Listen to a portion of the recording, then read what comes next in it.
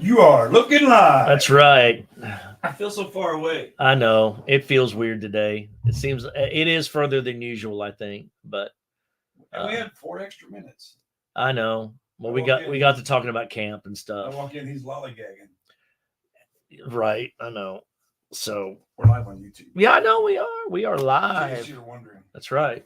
So welcome to Dads with Coffee. Been out. We had ice. It was Dads with Ice last week. Dads with iced coffee. Dads with Ice last week. So we didn't have this last week. So it's a glasses kind of day for those of you that don't know that I wear them. I usually have my contacts, but we're on day 47 of high pollen alerts, it feels like. And so Tell me, man, you gotta take your Zyrtec and your Flonase. I take medicine every day, and yet here You have to double up. I no. You have to. If I take a Zyrtec, I can't take it in the day because it makes me drowsy. So you're weak. And if I take it at night, then I don't get up well in the morning, and it's just so it just doesn't work for me because it makes me sleep, and when I sleep, I don't wake up easy, and then it makes the mornings all funky. Zyrtec doesn't do that to me. Now Benadryl Same difference. knocks me out. Yeah. Like I'm done. Yeah, so you can't take that in the morning because you're weak. Yeah, I am weak. When it comes to Benadryl, I'm ridiculously weak. So yeah, you said last week we're iced in. Yeah. Today, it's 59 degrees. I know. It's you know what the high for today is supposed to be? 79. 79 degrees. 79. And A balmy 79. And today is, You know what next week's going to be? 56. Next Thursday, 76. Oh, well, there's a day or two in there that's cooler. Yeah, Friday's 55. Every day except for Thursdays, in the 50s and 60s. So, it's allergy and pneumonia season. Allergy. And evidently around here, it's flu season. It must be flu season. There's a stomach bug going around that people are getting. It hasn't touched my house yet, but evidently it's a crippling couple of days. Is it the pie strain of Omicron? Yeah, maybe the cherry pie strain. I don't know what it is. It's not a healthy thing. It's not a good thing. Right. Yeah. So here we are. We're discussing. Let me make sure my volume. I thought it would be appropriate today to just share. I think our thoughts and feelings. You and I are driven with a biblical ethic and a biblical morality in our lives. Right. So even if we say, well, we're going to talk about Ukraine, that doesn't necessarily mean a political discussion. It doesn't necessarily mean we'll talk about politics because those are obviously involved. But I think that even in the midst of this kind of conversation, we still bring, how should we as an everyday believer respond to those kinds of things?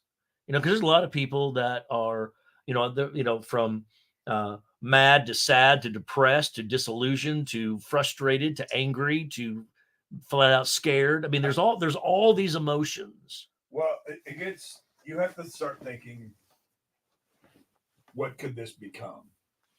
Right now, it's Russia and Ukraine. Oh, see, my son's already 14 steps down that road. Yeah, right now it's Russia and Ukraine. But China's watching to see what happens. And, they took a vote on the UN floor. There were 5 countries that were all for Russia doing what they're doing. At least the delegate that they had at the UN. Right. But which is he represents. You think he didn't call in ahead to ask how he should?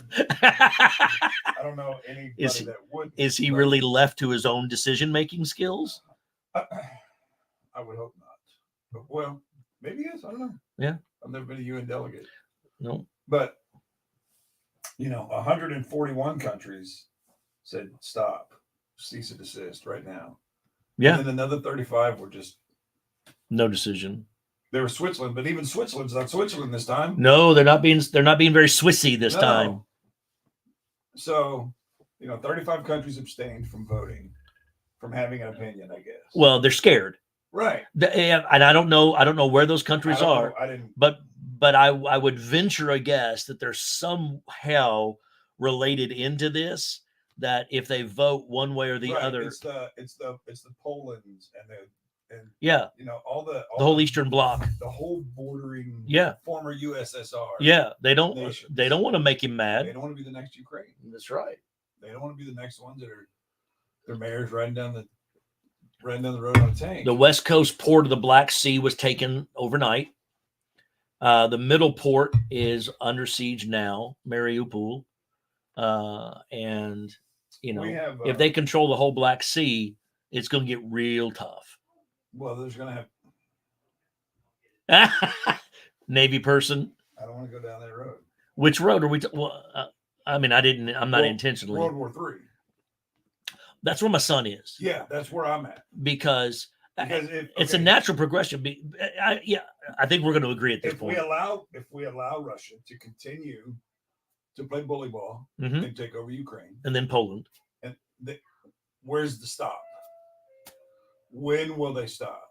He won't. Exactly. And I don't. So there's been some talk about he wants to just rebuild what was taken from them in the World War II fallout. He's trying to rebuild USSR. Right, but I don't think it'll stop there because Poland wasn't a part of it originally. Yeah. I don't think it'll stop. And my thinking on that is down this World War III concept. My son and I talked about this the other night. That I think you've got China and North Korea watching to see what we do or don't do. That's exactly right. And if we sanction, okay, if we don't do anything, and I'm not advocating a wartime moment, but if we don't really do anything other than slap him on his hand and say that's a bad boy, don't do that, China's going to take note of that and take Taiwan. And then North Korea is going to take South Korea, and then literally all hell breaks loose in our world. And that doesn't end well. No, not in a nuclear environment. We didn't have that in World War II. We have a nuclear environment today, and that's not going to end well. Period. With a capital T. It does not end well. Now, for our natural world, that does not end well. Sure.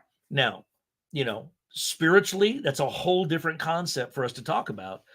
Now people quite, well, is that Armageddon? Is World War III nothing different than, is that Armageddon? And I'm like, okay, people said that about World War I. People said that about World War II. People said that about the whole Middle Eastern conflict. They're always going to say it. Yeah, so I'm not calling an Armageddon.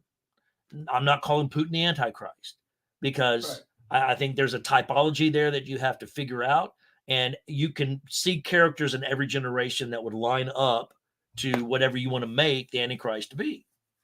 Greg typed in. Hey. He said these sanctions are more than a slap on the wrist. And I understand. Well, I agree with you, Greg. I think the sanctions. But he hasn't sanctioned. But we aren't sanctioning oil and gas and energy, which would be a real hit. The sanctions are hurting the Ukrainian people. Right. And the Russian people. Russia cut off their supply line last night, and now it's just a matter of time if they don't have somebody come to their aid. Now, granted, Germany is being un-German-like, and they're supplying weaponry, surface-to-air missiles to the Ukrainians. That's new. We haven't seen that before. But again, they got beat up pretty bad last time. It's like an eighth grader coming on the playground and trying to beat up the second grader. Yeah. It's like, okay, if somebody doesn't step in and say, okay, this isn't an appropriate moment right now. And I'm not saying we should play Big Brother. I'm not either. But if you don't, where's the logical end on that deal?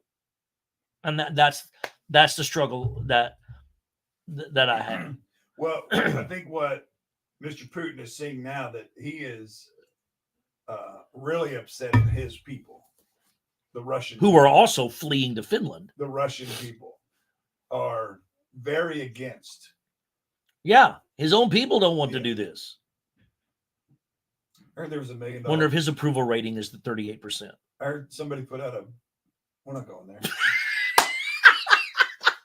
Who's this guy trying to drag me down that road? No, sir. Good morning, Miss Normal. I heard there's $1 million bounty on Putin's head. Really? That's not high enough. That's not going to get you traction. It's high enough for somebody that's crazy. Yeah, that may be true. What did he say? I There's some can't pretty read that. stout mercenaries. Forgive me, autocorrect.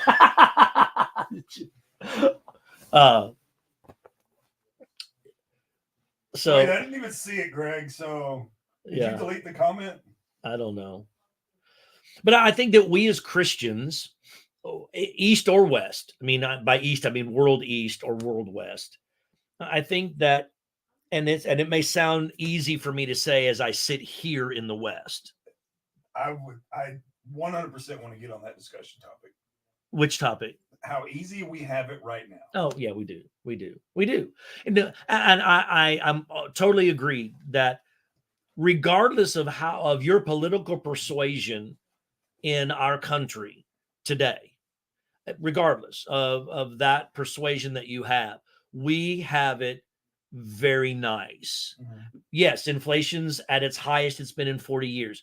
Gas prices, food prices, yes, I get that. It's the worst it's been in 40 years, but it's still not the worst it's been in my lifetime. Yeah. The 70s were a lot worse.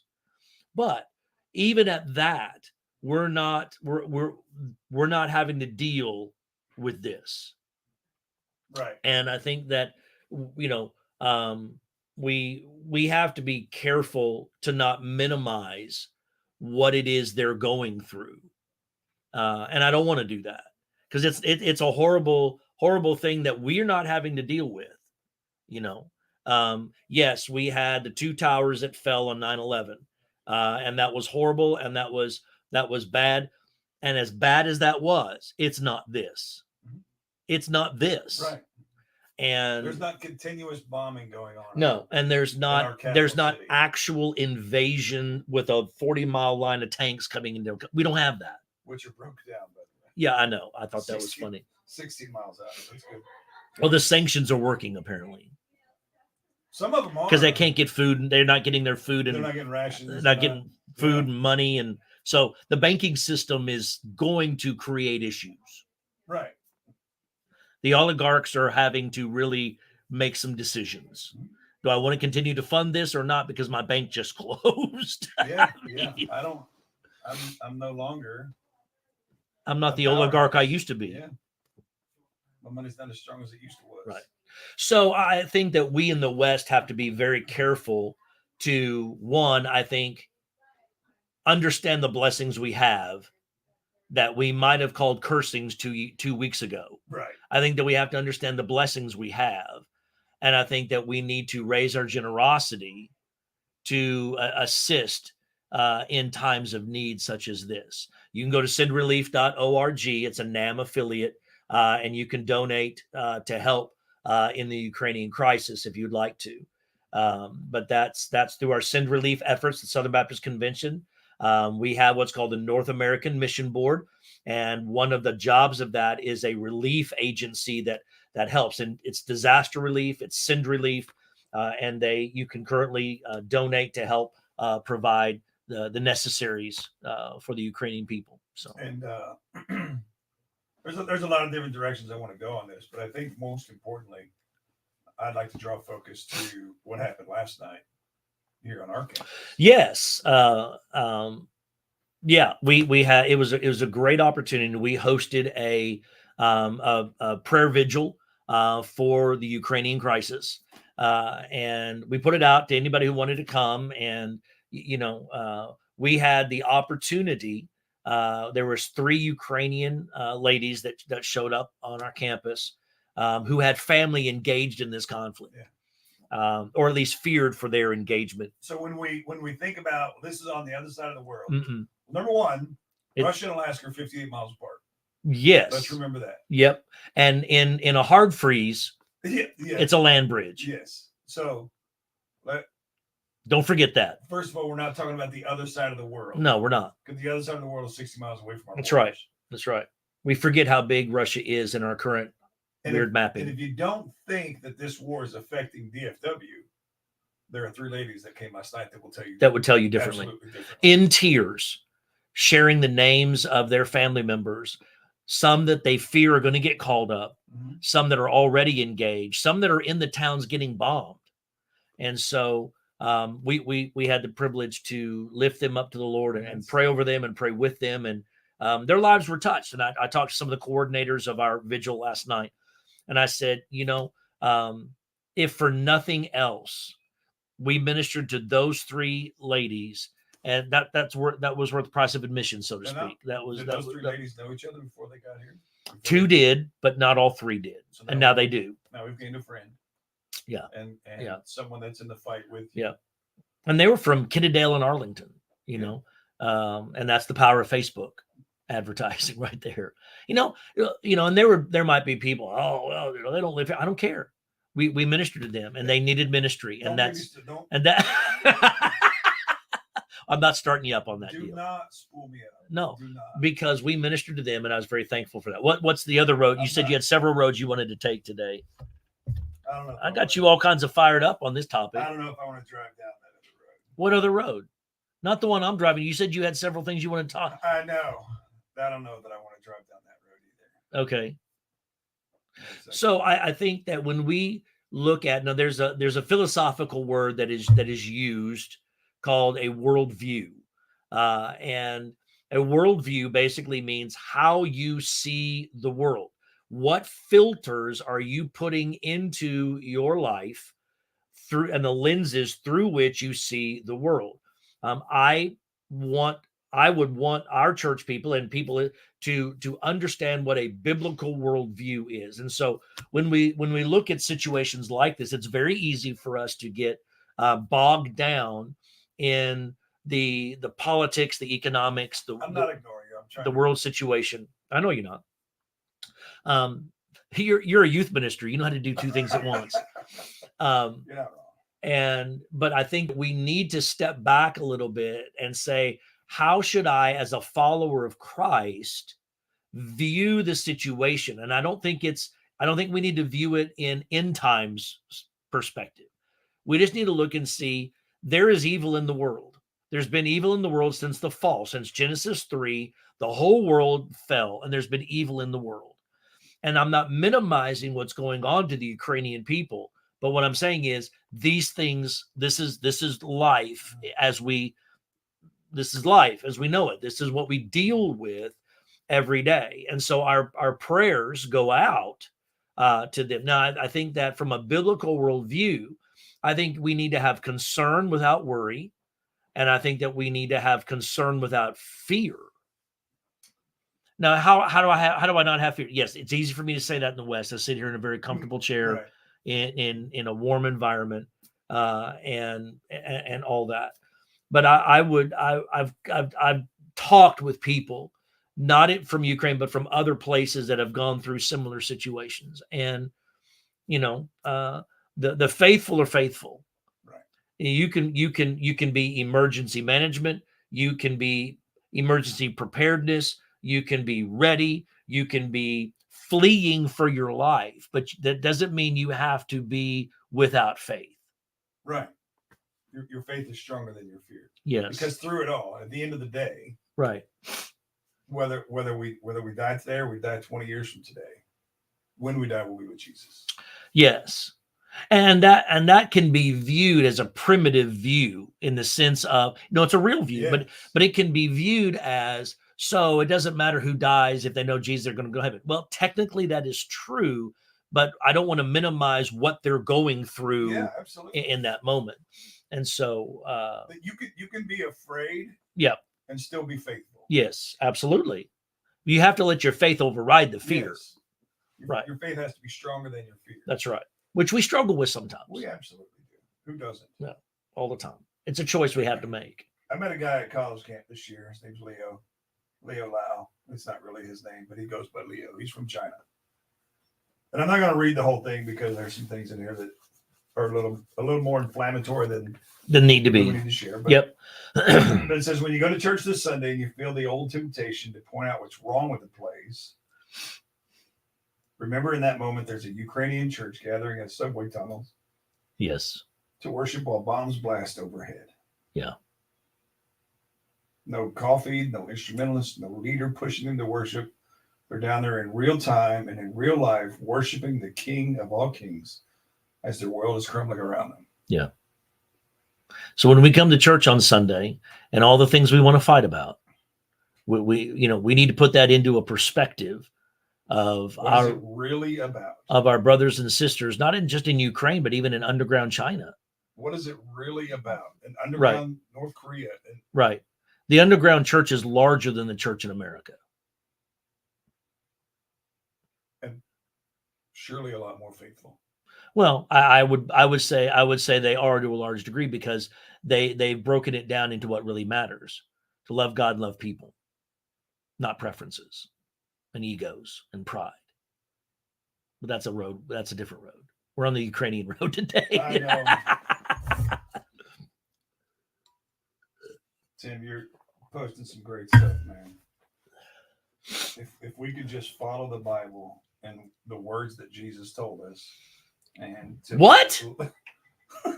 That is so. Why are you being so simple, Tim? That's exactly right.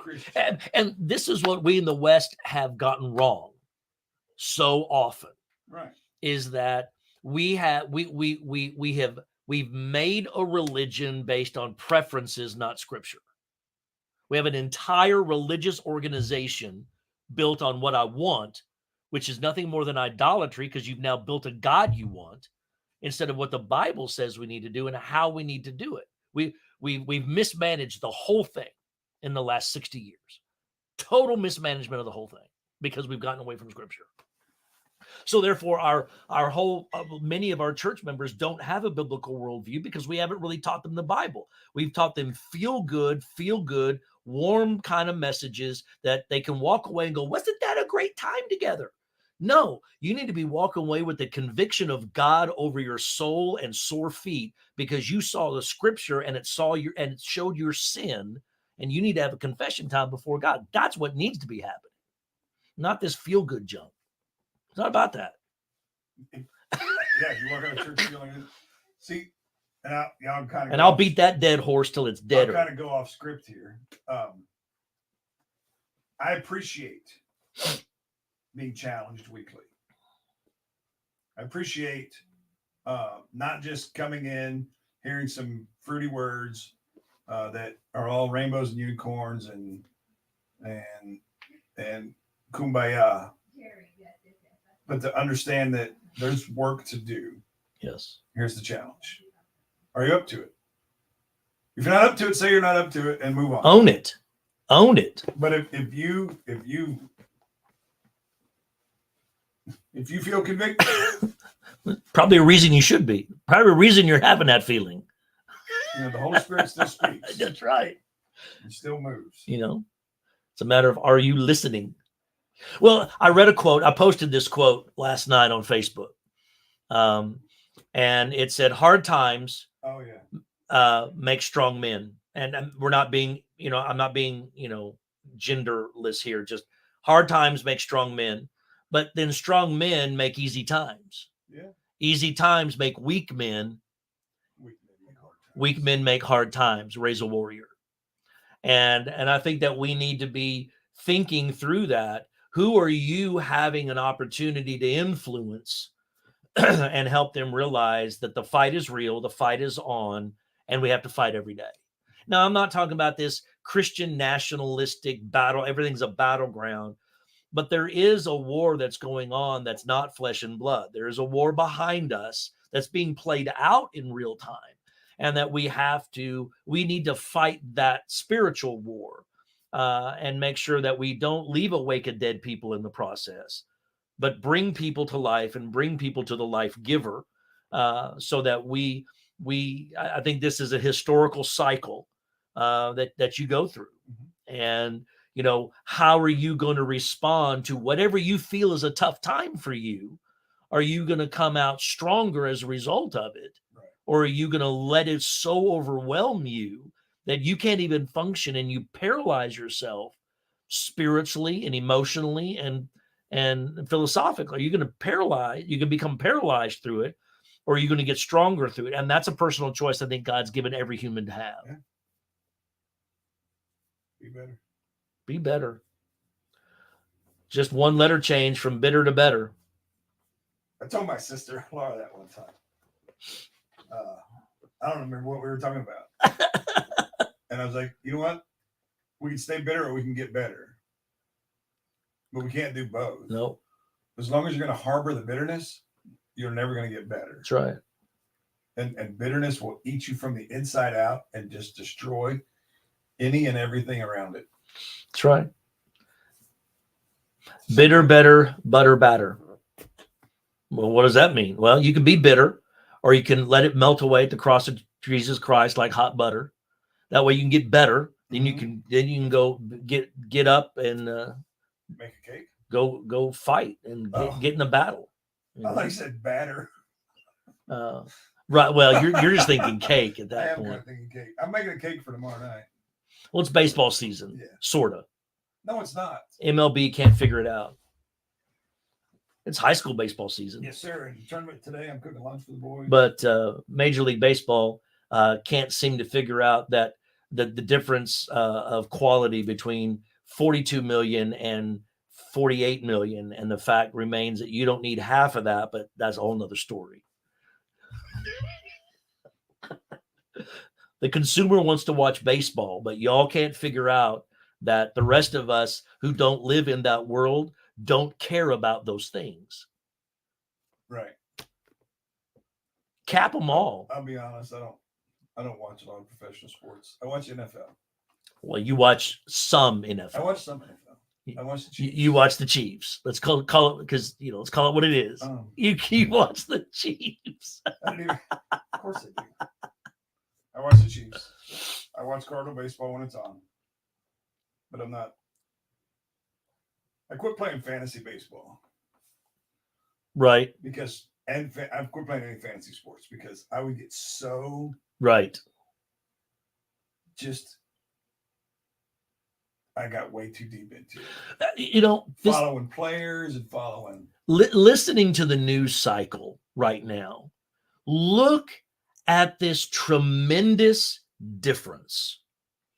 You have those in the Ukraine that are being bombed and trying to flee for their life on trains that can't hold them all, and people weeping because of their brethren that's back home, possibly having to go to war over this. And we're going to fight about how much to pay a baseball player because we're going to strike because we can't get enough money. Look at the difference there. There's something got changed. But we, the consumer, pay it. We pay the tickets. So we pay the tickets. I don't. Nothing's going to change. I don't. Nothing's going to change until people change. Oh yeah. I mean, you can say the same thing about churches. $5,000 ticket to watch the Super Bowl that I got to watch for free in my home? No. Unless you didn't have it in your home market, like Carter. It's on the internet. You can find it on the internet. He did. He had to borrow somebody's peacock. Yeah, you can find it on the internet. What were you going to say about church? Nothing. We barricaded that road. We're not going down that road. Kind of like Main Street in Crowley. I can't go all the way there. We ain't going across the tracks. They laid concrete at the railroad tracks. You can't go across tracks right now. No, I'm saying, we talked about the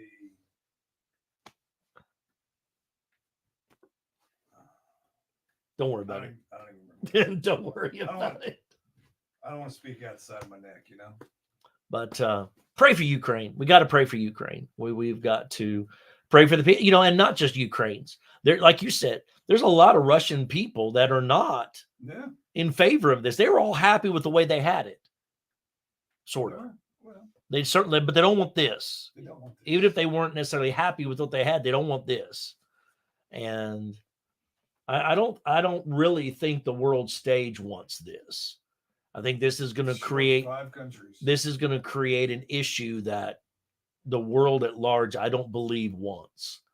But it's kind of like, back in the 80s and the 90s in New York City, where you had the person that was getting beaten up and robbed on a bridge, and you had all the people filming it, but nobody stepping in to help. Now we can either that's even worse today. We can just sit on the sidelines and watch this war play out and hope it doesn't affect me, we can step in and do something about it. And that's true in a lot of places and a lot of ways of life. And this is just one of them. What? Who said? What? Is this your sister? My sister. She called me my dad. It's I see those wheels spinning. I wish I could think that hard before I said stuff. I've developed a filter over time. a great question, Greg. One, and I know this sounds minimal, pray. Prayer makes a difference. I have story after story on my desk right now of how prayer is making a difference in the lives of people. I've got a whole PDF that I can share later, but prayer is making a difference. We have to pray, and there are specific. I mean, just pray in general, but there are a variety of ways that we can pray. Second, as I mentioned earlier, through the North American Mission Board Send Relief, you could donate money. You say, well, why do you donate to them? Because I know them and I trust them, and their overhead is so minimal that virtually every penny that you give in that goes straight to the relief and not to some corporate headquarters to pay somebody. There's very little overhead. There's very little overhead. So if you want all your money to go help, go to nam.net and you can find Send Relief. Do a search for NAMB, Send Relief, and you'll find a way to donate today. And you can do that, and they'll do it through your normal processes there. And if you don't know how to find that, you can go to our website. You can click the give button, and you can put a note in that PayPal saying "Give to Ukraine." We'll find a way to get it. We will get it there. If you can't find a way, you can just give through our place, and we will get it there. We'll funnel all your money straight to that, as you note that that's what you wanted to do. So if you want to do that, we can do that. So, but prayer support, financial support is necessary, and maybe I mean. Just so you guys know, Aaron and I, we didn't come up with this prayer thing from last night. We didn't to have the prayer vigil. I had a D group. I had a D group, a discipleship group that called me Sunday night saying, "We're really burdened with this. Can we do this?" And I was like, "Absolutely." And man, they got after it. Open your doors for prayer. Yeah. And if you're in a position where you have a facility and you can provide some relief like that. You don't even have to have a facility. Put it out there on Facebook that you're hosting an event at your house. We're going to meet at the park and pray. Or you're going to open up your backyard. We're going to pray for Ukraine tonight. Put an event out on Facebook and just call people to action. They will do that. And have it out in the street if you want to have it out in the street. But gather people together to pray. You can give in the ways that I have suggested. And right now, I think those are the two biggest ways that we can make a difference. Search in your community for, we didn't even know if we would have any Ukrainian individuals that would arrive at our place. And yet we had 3 that we got to pray for. Search and see if there's a way that you can find them and message them. I know that sounds stalking, I'm being stalking, but message them and say, "Hey, how can I pray for you?" And that's a life-to-life touch, and it's showing and expressing the love of God in a great way. So those are just Greg, it's a great question. I think those are a couple of great ways that come off the top of my head. Share others if you have other ways that you feel that we can help. Feel free to share those. But be the hands and feet of Jesus. That's right. It sounds so cliche, so simple, so cliche, right? But yeah. But literally, what would Jesus do in this situation? Yeah. How would Jesus respond? Right. If he were in your shoes, if he were in your town, if he were in your situation, how would Jesus respond? Laura, the first thing he would do is sit and think. He wouldn't spit out an answer, and then he'd draw a line in the sand, and then he'd start talking about crazy things. Yeah, right. Sometimes that's what Jesus responds with crazy talk, but it all comes back to make perfect sense. So that's right. I think Greg posted, sendrelief.org. Yep, good. Maybe I'm more like Jesus I thought, because sometimes I just crazy talk. Crazy talk, man. That's right. Eventually we get to a point, though. Eventually, that's right. Hey, thank you all for being with us. Share this video because it has some has some helps and options for other people that may be searching or wondering, Mhm. what do I do in the middle of this crisis? And I hope this helps. I hope this kind of directs our mind and our thinking in some ways back to what the Bible expresses for us to do. Live by faith, fight the fight as God leads you to do. Be generous, be loving, be kind, and recognize, be thankful for at the moment, you personally are not having to engage in this crisis.